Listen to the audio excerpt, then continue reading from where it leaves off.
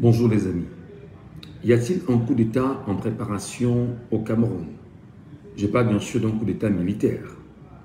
Peut-on bien sûr aujourd'hui, à la suite de la mise en garde du professeur Maurice Kamto, rejeter ou balayer d'un revers de la main le texte qu'il a mis à la disposition des Camerounais hier soir? Les Camerounais devraient-ils plus que jamais être inquiets de l'avenir politique qui se dessine au Cameroun aujourd'hui? Mesdames et messieurs, bienvenue à tous et à toutes, et surtout bienvenue ce matin dans cette réflexion qui nous interpelle sur l'avenir politique consultant du Cameroun. Je voudrais avant toute chose dire fondamentalement merci à tous ceux et celles qui, chaque matin ici, nous apportent leur soutien, leurs accompagnements et surtout leur motivation en vue de mieux stabiliser les choses dans le contexte camerounais et surtout d'éduquer, parce que nous essayons autant qu'on peut d'éduquer les Camerounais sur tout ce qui gravite autour de nous. Je voudrais de façon réelle le dire. Le Cameroun traverse un moment exceptionnel de son histoire. Est-ce que la traversée du Cameroun actuellement sera retenue par les Camerounais eux-mêmes? Pourront-ils enfin avoir leur pays entre les mains, ou les Camerounais légueront encore leur pays entre les mains des étrangers qui disent travailler au Cameroun au nom des Camerounais?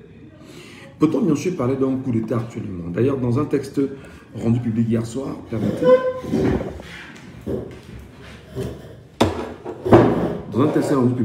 effectivement, le professeur Maurice Kamto a été assez dur, assez grave dans les mots qu'il a choisis, et ces mots ne sont pas des mots à prendre, bien sûr, à la légère. Tentation du pire. Il flotte un air de coup d'État sur le Cameroun. Face au réveil du peuple camerounais assommé par la misère et le manque de perspective que chacun expérimente désormais, le régime RDPC est aux abois en cette veille de l'élection présidentielle de 2025. En effet, il est désormais évident que le RDPC a peur de perdre le pouvoir. Il sait qu'il ne peut pas gagner une élection transparente et libre dans notre pays. Cette phrase me parle. En effet, il est désormais évident que le RDPC a peur de perdre le pouvoir. Il sait qu'il ne peut pas gagner une élection transparente et libre dans notre pays, dit Maurice Kamto. De surcroît, il est dans une impasse. Nous pouvons, en l'état actuel des choses, présenter ni la candidature du président de la République sortant, ni celle de notre candidat à l'élection présidentielle à venir. Et là, c'est bien sûr le RDPC. Selon un de ses militants, conseiller municipal de la commune de Monatélé dans le département de la Léquier, faute pour le RDPC d'obtenir, d'avoir tenu son congrès ordinaire à la date du 16 septembre 2016, le mandat de son président national et celui de toutes les instances dirigeantes du RDPC ont expiré depuis lors. En conséquence, celui qui est généralement présenté comme un candidat naturel du RDPC ne peut juridiquement être candidat de ce parti à la prochaine élection présidentielle au regard des statuts de son parti. Face à cette situation, le RDPC multiplie manœuvres et provocations visant à s'aimer le trouble afin d'éviter la tenue d'une élection présidentielle apaisée dans notre pays. Cette phrase, en même temps, devait nous interpeller. Face à la situation, le RDPC multiplie manœuvres et provocations visant à semer le trouble afin d'éviter la tenue d'une élection présidentielle apaisée dans notre pays. Lors d'une conférence de presse que j'ai donnée le 10 mai 2024 à Yaoundé, j'exprimais déjà ma vive inquiétude sur les menaces d'un coup d'État électoral et un coup d'État militaire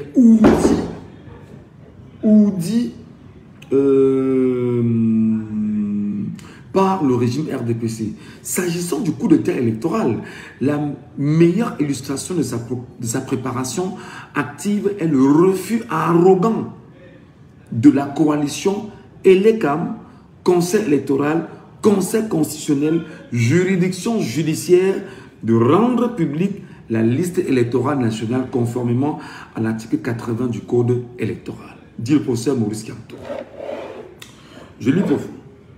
Quant à la menace d'un coup d'État militaire, qui n'est pas non plus une vue de l'esprit, je dois rappeler que le 3 septembre 2023, lors d'un débat sur la chaîne publique, sur la chaîne de télévision Equinox, un militant du RDPC, représentant officiel de ce parti, déclarait « Si le MRC gagne l'élection présidentielle en 2025, l'armée peut faire un coup d'État contre Kamto. »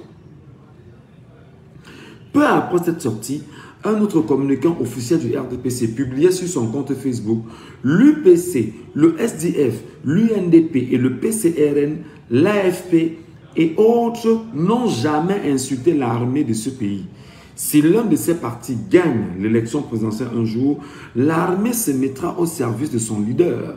Par contre, si c'est le MRC ou un autre parti ayant investi le président du MRC qui gagne, il y aura automatiquement un coup d'État. » À la suite de ces appels publics à un coup d'État militaire, au cas où le candidat du MRC sortirait vainqueur à l'élection présidentielle d'octobre 2025, le MRC disposait le 23 septembre 2023 une plainte devant le tribunal de première instance de Yaoundé contre ces deux personnes. Alors que nous sommes déjà engagés, reprise, alors que nous sommes déjà entrés dans la période légale de convocation du corps électoral, cette plainte reste bloquée sans que le MRC et ses avocats n'en connaissent les raisons. Ce qui accrédite l'idée selon laquelle les deux personnes en question avaient simplement porté sur la place publique la position officielle de leur parti et qu'en conséquence, elles bénéficieraient des protections politiques et judiciaires décisives du pouvoir en place. Ces individus continuent d'être invités dans les médias, affichant le même zèle, comme si appeler à un renversement de l'ordre constitutionnel était devenu banal. Une telle impunité est inquiétante dans un pays qui a déjà été secoué par une tentative de coup d'État militaire qui a laissé des blessures profondes. Plus on approche du scrutin présidentiel d'octobre prochain, plus le régime RDPC découvre la détermination d'un peuple enfin debout à obtenir le changement par les urnes et dans la paix, notamment en menant une lutte acharnée contre les fraudes électorales et tous les fraudeurs qui les orchestrent. Plus on approche de l'échéance en question, plus ce régime est tenté par le pire dans l'illusion de conserver encore le pouvoir contre la volonté du peuple. Attendez. Voilà, il faut qu'on s'entende très bien. Comme vous l'avez constaté, le succès populaire du meeting MK 2025 du 31 mai à Paris a littéralement mis en transe le pouvoir, comme le montre l'abandon de certains ministres de leur travail et que l'on croyait absorbant au profit des sorties ubuesques sur les réseaux sociaux. Le plus étonnant, c'est leur nervosité quand on s'exprime sur la désapprobation légitime devant l'exposition publique indécente d'un patriarche ou lorsqu'on s'engage dans un souci d'apaisement et de rassemblement à protéger le président de la République en fonction de sa famille. C'est à croire qu'il aurait plaisir à montrer ainsi de façon choquante un homme qui a son âge, comme chacun a le sien, et qu'il se préparerait à le malmener dès qu'il cesserait d'occuper ses fonctions actuelles. Telle n'est pas notre conception des choses, et aucun mensonge ne changera les faits. Notre connaissance des expériences historiques d'édification des nations nous enseigne la pondération afin d'épargner le pays des cycles de revanche. Trop de rancœurs ont été accumulées depuis le massacre des UPCistes, notamment à partir de 1955, et ceux plus récents des régions anglophones, et les violences contre les militants du MRC, pour qu'un dirigeant camerounais patriote qui aspire à la lourde responsabilité et à la conduite de la nation ne soit pas habité par le souci d'apaisement, voire de guérison, de mémoire plurielle blessée, reconstruire l'unité de notre pays est l'une de mes missions primordiales, rappelle le professeur Maurice Kamto. L'ébranlement du pouvoir en place par le meeting de Paris est attesté par ailleurs par la construction mensongère et puérile faite par les officines du régime autour de mon appel aux Camerounais que seule la détermination et le sens de dévouement permettent de réaliser le changement par l'alternance démocratique auquel ils aspirent, comme l'a montré courageusement le peuple frère sénégalais au menu, malheureusement au prix lourd bilans humains. La constitution démagogique du régime autour de cette évocation purement factuelle sonne faux et enseigne encore que le peuple camerounais sur le rapport difficile du régime RDPC à la vérité. Il n'est pas jusqu'au secrétaire général du comité central du RDPC qui ne soit senti obligé de publier le 10 juin dernier une longue tribune à ce sujet. Le même jour, à l'occasion de la rentrée parlementaire de la session de juin 2025, le président du Sénat et celui de l'Assemblée nationale, du haut des tribunes des assemblées respectives, ont condamné hypocritement la violence verbale, les attaques contre l'harmonie sociale et les prophètes du chaos. Faut-il rappeler que le président de l'Assemblée nationale est celui-là même qui avait organisé en compagnie de plusieurs de ses camarades ministres et devant les autorités administratives et des forces de sécurité le 14 juillet 2018 à Maroua, l'incendie en public des t-shirts et écharpes du MRC. C'est dans ce climat de fébrilité du pouvoir en place que l'on parle à nouveau des projets de coup d'État ruminés dans certains cercles extrémistes du régime. En ce qui concerne le coup d'État électoral, ou le refus arrogant de l'ECAM de publier la liste électorale nationale, comme le prévoit l'article 80 du Code électoral, les diverses manœuvres du directeur général de cet organisme pour décourager les inscriptions des Camerounais sur les listes électorales, certains jusqu'au-boutistes envisagent le report de l'élection présidentielle d'octobre prochain à l'occasion d'une session parlementaire de juin en cours.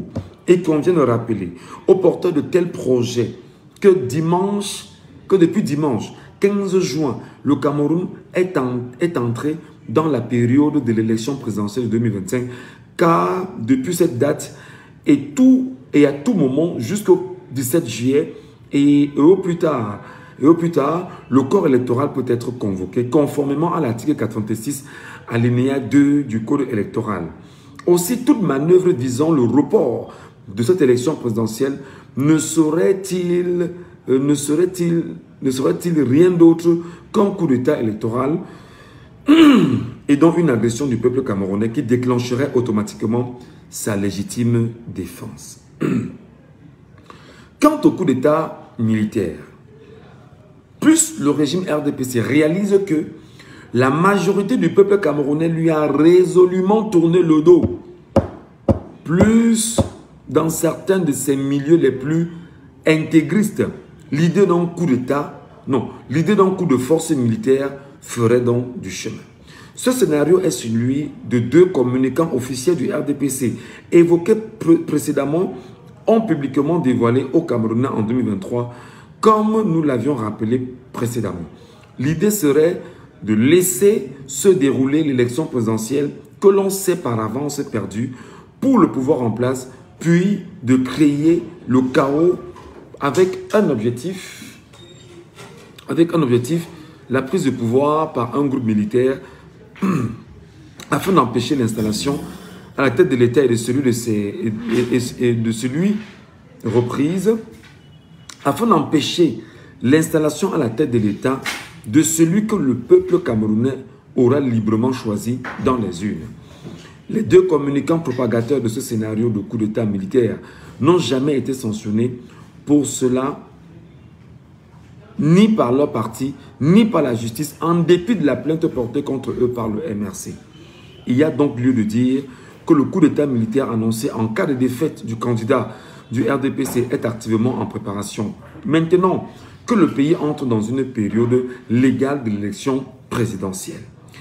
C'est dans ce contexte de refus assumé du jeu démocratique par le régime en place que l'ONU a cru bon de signer en catimini le 9 mai 2025 une convention avec l'ECAM qui prétend poursuivre l'objectif de la crédibilisation de l'élection présidentielle à venir. L'ONU sait pourtant que Elections Cameroun refuse de publier la liste électorale nationale qui, en plus d'être une obligation légale, est le premier élément de crédibilité d'une élection. C'est également dans cette ambiance de coup d'État officiellement annoncé que le dimanche 8 juin 2025, un général d'armée, patron de la gendarmerie française, est arrivé au Cameroun pour une visite de 2 jours, au cours de laquelle, selon la presse, il a rencontré les autorités responsables de la sécurité et de la défense du pays pour évoquer l'élection présidentielle à venir. La France et l'ONU sont-elles vraiment conscientes du rôle que veut leur faire jouer le régime RDPC dans la mise en application de son projet de coup d'État militaire annoncé et assumé au cas où son candidat à l'élection présidentielle serait abattu dans les urnes? Leur responsabilité sera engagée si par malheur advenait le pire ainsi annoncé. Fait à Yaoundé le 16 juin 2025, signé Maurice Kamto, candidat à l'élection présidentielle de 2025.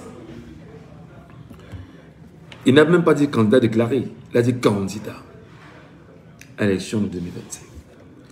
Mes chers amis, je vous le disais ici hier matin, que la semaine dernière, il y a eu des échanges entre les États-Unis et Yaoundé, demandant d'ailleurs au président de la République de laisser le pouvoir.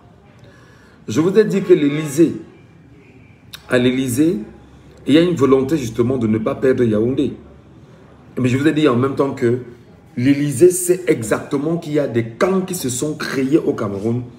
Il y a des camps qui sont pro-Élysée, des camps qui sont anti-Élysée. Les camps qui sont pro-Élysée sont les camps qui en réalité veulent faire allégeance à Paris pour lui donner encore une position plus que jamais stratégique au Cameroun et permettre à Paris de continuer à faire ses affaires au niveau du Cameroun et surtout de tenir toujours le Cameroun comme étant un précaré français. Maintenant, il y a quand même à côté ceux qui sont anti-régime, qui pensent aujourd'hui que, anti-Élysée, qui pensent que l'Élysée voudrait mettre quelqu'un d'autre à la place de Biya qui n'a rien à voir avec M. Biya. Et dans ce cadre-là, il y a donc ces deux camps qui se sont créés et ces deux camps ne s'affrontent peut-être pas, mais ces deux camps se connaissent véritablement. À côté de ceci, il y a une volonté internationale qui demande à M. Biya de laisser le pouvoir parce qu'on estime qu'il a pris de l'âge, qu'il est vieux et qu'il devrait justement donner l'occasion à une nouvelle génération camerounaise de repenser son avenir. Je voudrais, au regard de ces observations et surtout du texte que je viens de lire, porté professeur Maurice Kamto, sois avec, ça fait le bruit. Pas professeur Maurice Kamto, faire savoir que oui, effectivement, Patrick Riffoé du RDPC et André Luther Meka, respectivement communicants du RDPC, avaient justement fait ces sorties-là, faisant savoir que si jamais Maurice Kamto gagnait une élection au Cameroun, on appellerait bien évidemment l'armée camerounaise à prendre ses responsabilités en matière de coup d'État. Donc, ayant bien mûri le projet d'un coup d'État électoral, en prenant en otage les médias du Cameroun, surtout en rappelant qu'il faudrait absolument que les médias phagocytent, changent, détruisent, dénaturent, et surtout que les médias fassent un travail de destruction des valeurs juridiques telles qu'écrites et consignant les textes du Cameroun vis-à-vis des Camerounais. Pour que les Camerounais soient d'accord que la loi soit galvaudée, alors les médias qui sont à la solde du régime, je le dis depuis de longues semaines, jouent la partition avec les acteurs du régime en place dans ces médias. Alors, on entend des gens dire que oui, même si Maurice Kamto traverse au niveau du conseil électoral, il sera battu dans les urnes. C'est-à-dire que le langage change. Et il y en a qui disent que le MRC ne peut pas aller aux élections. Et vous imaginez que dans ce brouhaha, il y a toute une logique pensée. 1. Désorganiser les Camerounais. 2. Démolir ceux qui sont en réalité dans l'abnégation d'un changement.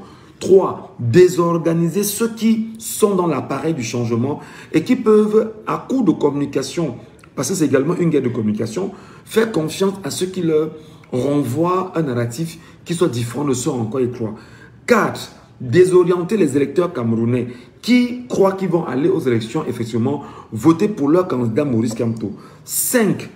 conserver les acquis du système en préparant effectivement ceux qui sont autour du système comme étant ceux-là qui devaient tout faire pour que ceci ne tombe pas.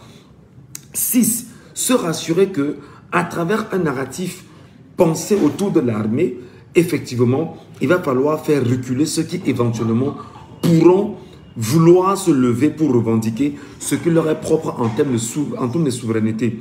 7. Mettre les acteurs politiques de l'opposition à contribution pour que leur rôle sur le terrain soit de nature à brouiller les pistes et mais surtout à saccager les ambitions de ceux qui pensent changement et qui pensent avenir du Cameroun. Le texte de Maurice Kamto, justement, qui vient de dire, est un texte qui est suffisamment profond et qui démontre fondamentalement qu'en interne, il y a dans ce projet de coup d'État électoral qui est tel que même si on va à l'élection présidentielle et que Maurice Kamto gagne l'élection présidentielle, puisqu'il va la gagner, cette élection, alors on va activer le levier armée-nation pour pouvoir organiser un coup d'État. Parce que, je vous explique pour que vous compreniez très bien, le régime sait que depuis le 15, nous sommes entrés effectivement dans l'élection présidentielle. Il va falloir que cette période-ci, que l'on convoque le corps électoral, premièrement. Le corps électoral convoqué, donc, on arrête tout ce qui est inscription sur les listes électorales et on commence à préparer les contentieux préélectoraux qui pourront bien sûr se faire. Et jusqu'au moment où on va rentrer effectivement dans la campagne électorale et les élections à proprement dites, et bien évidemment les résultats des élections et les contentieux qui vont s'en suivre. À côté maintenant, sachant que le RDPC n'a plus d'amour, aucun amour pour le RDPC dans les cœurs des Camerounais qui veulent sanctionner le RDPC, alors qu'est-ce qui se passe donc? Il faut préparer les Camerounais à un éventuel coup d'État à proprement dit ou à proprement pensé. La présence d'un général d'armée de la gendarmerie française au Cameroun est une démonstration qu'effectivement, il y a quelque chose qui se prépare. Ayant rencontré Betty Assomo, ayant rencontré Galar Setoga, ayant rencontré les hautes autorités justement de l'armée camerounaise, il y a donc de quoi se poser des questions fondamentales là-dessus. Ok?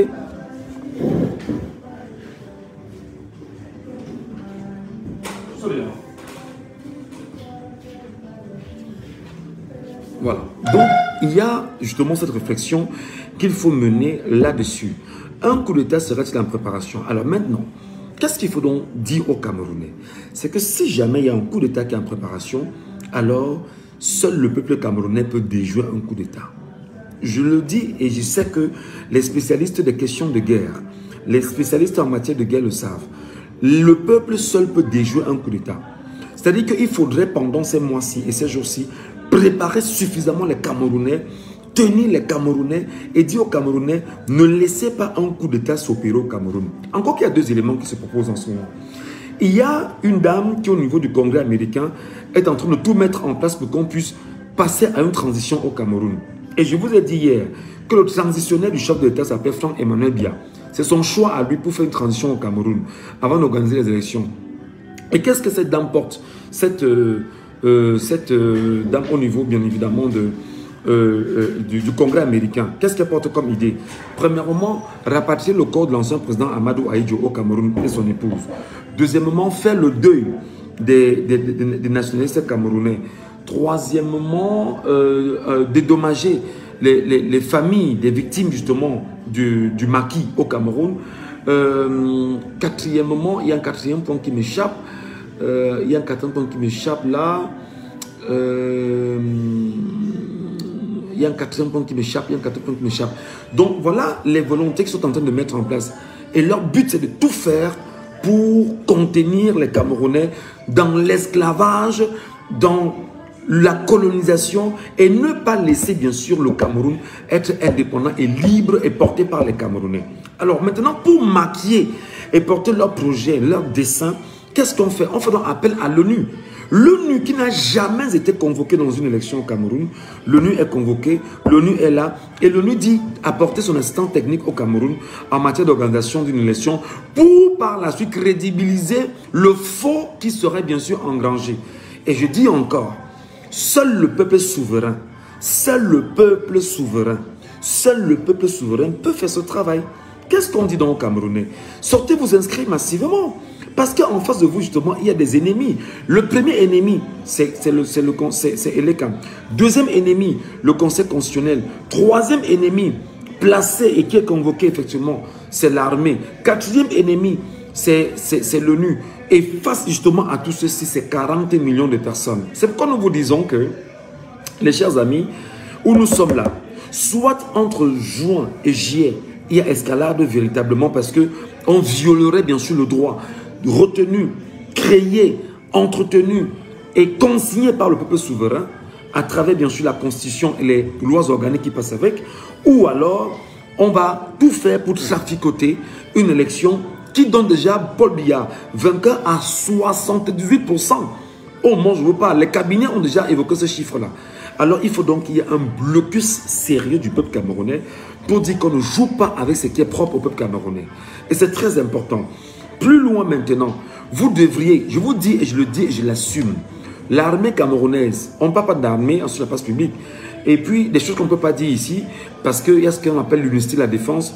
Seul le peuple camerounais peut bloquer l'armée dans les casernes. Je dis bien que seul le peuple camerounais peut bloquer l'armée dans les casernes. Ils ne sortent pas. Seul le peuple camerounais peut dire l'armée n'entre pas à étudier.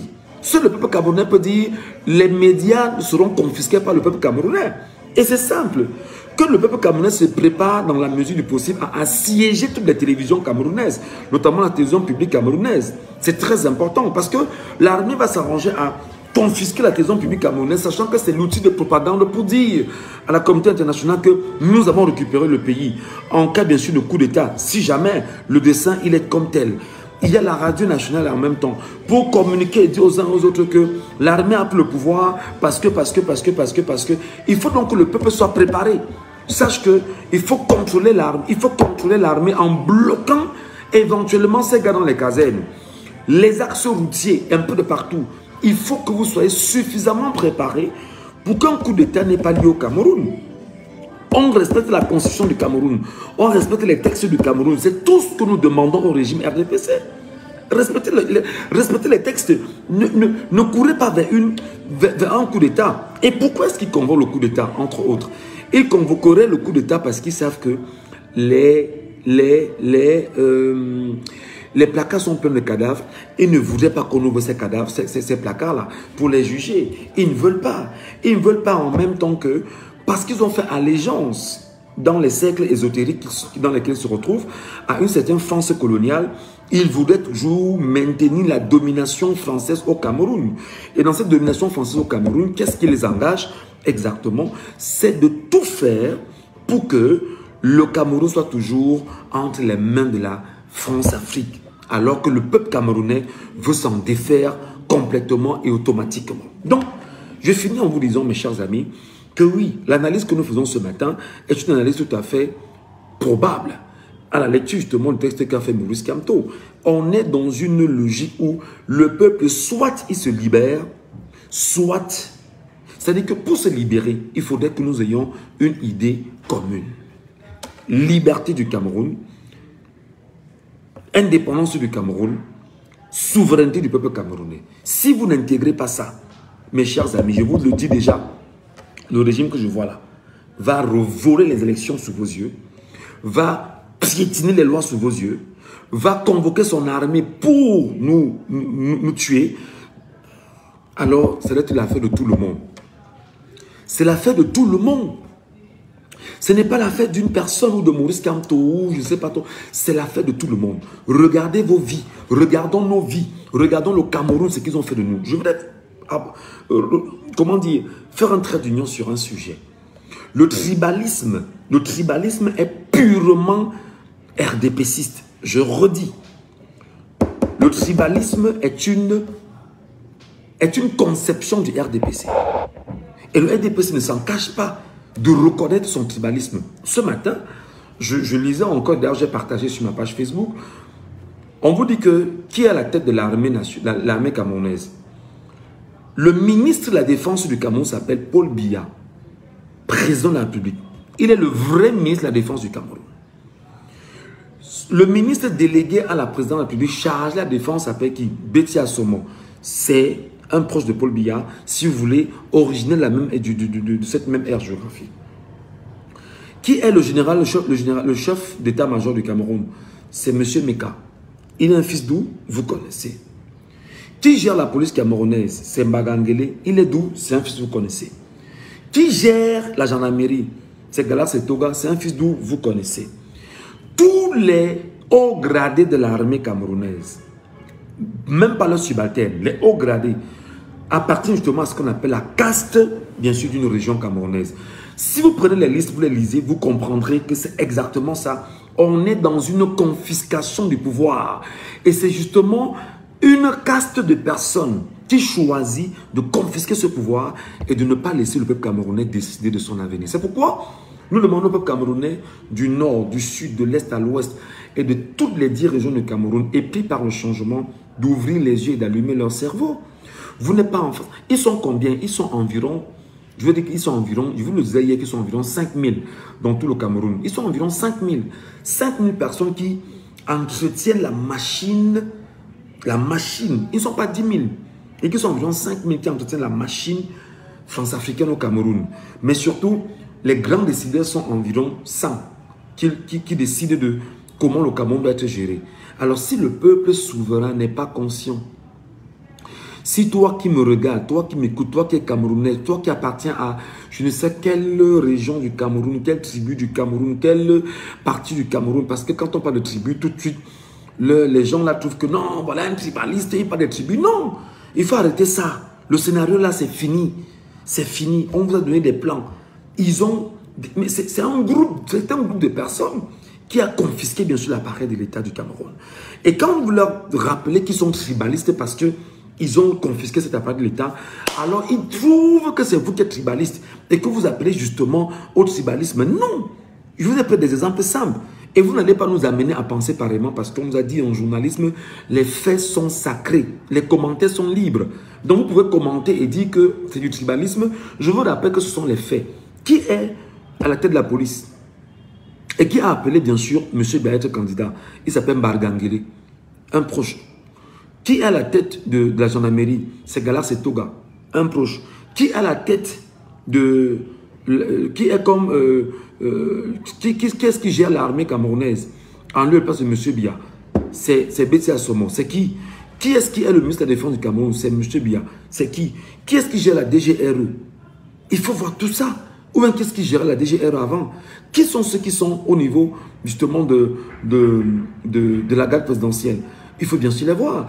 Qui sont ceux qui gèrent aujourd'hui exactement le BI? Il faut voir. Qui sont ceux qui gèrent Koutaba aujourd'hui? Mais il faut arrêter votre scénario.